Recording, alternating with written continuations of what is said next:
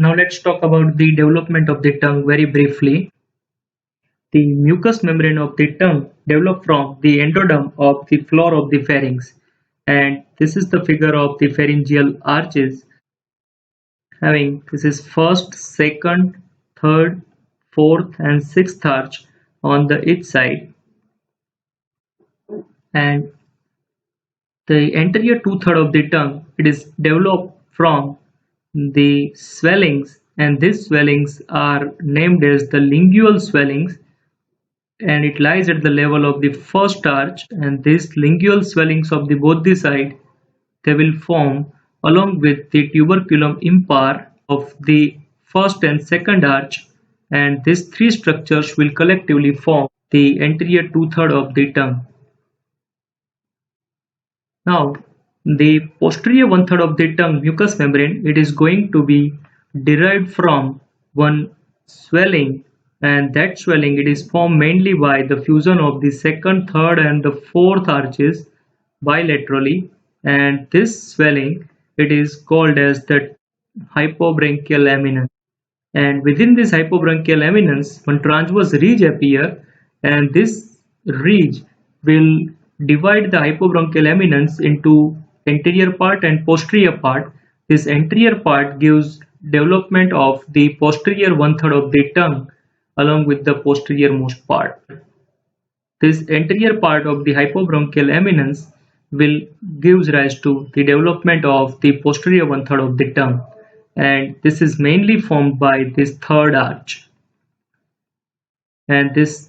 hypobranchial eminence will fuse anteriorly in a V-shaped manner, and this V-shaped manner it remains as the sulcus terminalis. Now at the junction of the tuberculum impar with the hypobranchial eminence there is one foramen lies, and this foramen it is the remnant of the commencement of the thyroglossal duct, and this foramen it is remain as the foramen cecum. So we can say that this anterior two-third of the tongue it is derived from the lingual swellings as well as the tuberculum impar, and that is the reason why this anterior two-third it is supplied by the lingual nerve and chorda tympani nerve. This lingual nerve it is the branch of the mandibular nerve which is actually the post-rheumatic branch of the first pharyngeal arch,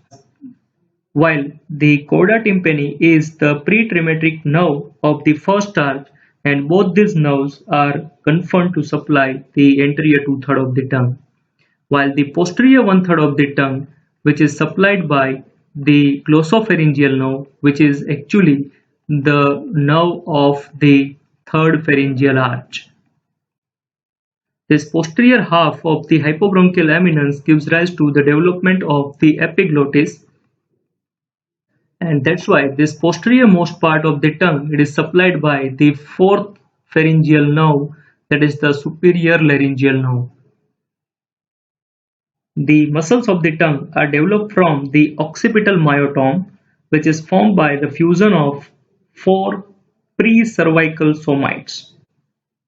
while the fibrous stroma of the tongue it is derived from the mesoderm of the adjacent arches. When we talk about the developmental deformities of the tongue, if these lingual swellings are failed to fuse with each other, and that will lead to the bifid tongue. Whenever these lingual swellings are absent, this will lead to the hemiglossia, where exactly this anterior two-third of the tongue it is not present.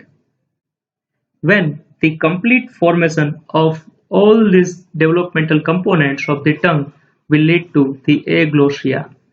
where there is absence of the tongue is there.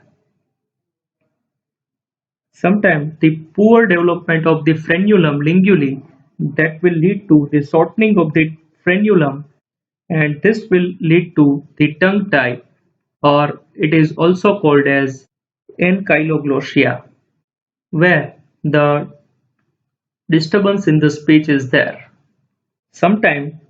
the median thyroid rudiment, this is at the site of the foramen cecum, it fails to grow caudally, and persist within the substance of the tongue, and this will lead to the lingual thyroid.